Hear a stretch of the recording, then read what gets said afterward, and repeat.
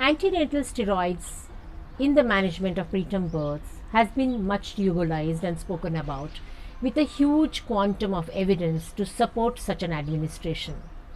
The Cochrane Library Systemic Review has also mentioned the fact that between the age group of 22 gestational age to 33 plus 6 weeks of gestation, administration of antenatal corticosteroids should be considered for all women who are at increased risk of preterm delivery within the next 1 to 7 days. And this has been studied and published in 2017, and we have been practicing it quite diligently even before that and now. The RCOG went ahead one step and also mentioned that if a patient is going to be subjected to an elective cesarean delivery or is in labor before 38 weeks of gestation, she must be given at least one shot of steroid to prevent the respiratory distress syndrome in the baby. Now, the cue is that it's been found that there is a significant improvement in the lung function after the administration of ANS. But what about those babies who are extremely premature, let's say around 22 weeks of gestation? It has been found that such an intervention may not really help these babies because there are only a few primitive alveoli at this gestational age on which the drug can effect and give an improved survival. Now, how do ANS work? They accelerate the development of type 1 and type 2 pneumocytes, leading to structural and biochemical changes that improve both the lung mechanics and the gas exchange. Induction of type 2 pneumocytes increases surfactant production by inducing production of surfactant proteins and enzymes necessary for phospholipid synthesis. Induction of pulmonary beta receptors plays a role in surfactant release and absorption of alveolar fluid when stimulated. It is also known to induce antioxidant enzymes in the fetal lungs, and there is upregulation of the gene expression for the epithelial sodium channel, which is important for absorption of lung fluid after birth. The course which is recommended is using two types of steroids. One is the betamethasone, where two dosages of 12 milligrams are given intramuscularly 24 hours apart, or dexamethasone, 4 doses of 6 milligram given intramuscularly 12 hours apart.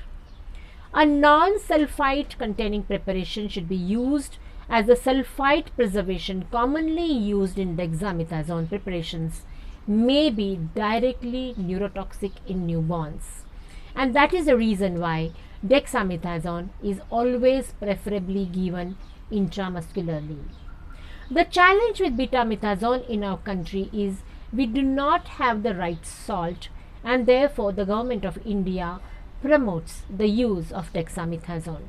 Additionally, if you see the way dexamethasone is dispensed, it is in the form of a vial which contains 8 milligrams. So you can consider giving such actual total dose of 24 milligrams over 24 hours, and that itself also could be beneficial. Now, these steroids are preferred as they are less extensively metabolized by the placental enzyme 11 beta hydroxylase steroid dehydrogenase type 2. At the above doses, 75 to 80% of available corticosteroid receptors are occupied, which should provide near maximal induction of corticosteroid receptor mediated response in fetal target tissues. These doses result in cord blood glucocorticoid levels in the range seen with physiological stress in the preterm neonate, and that probably enhances the lung maturity, giving better outcomes. And it was found that when we use these dosages in infants which were born between 23, 24 and 25 weeks, it was associated with lower rates of both mortality and importantly morbidities, including or lower rate of death, severe neo-NDIs at 18 to 22 months corrected age. Despite the potential to improve outcomes, the administration of ANS is not increasing at gestational age around the limits of viability and remains substantially lower than at later gestational ages. And I think as obstetricians, we must be very, very proactive and sensitive in delivering antenatal steroids immediately as we observe an imminent preterm births. So these ANSs may be considered starting at 23 weeks and later if the infant will be given intensive care, as this therapy is associated with reduced mortality and morbidity. So whenever you have a preterm birth, never ever forget to give at least that first shot of a steroid and then carefully sit back and decide what is going to be your further dosages, because they definitely are known to improvise outcome.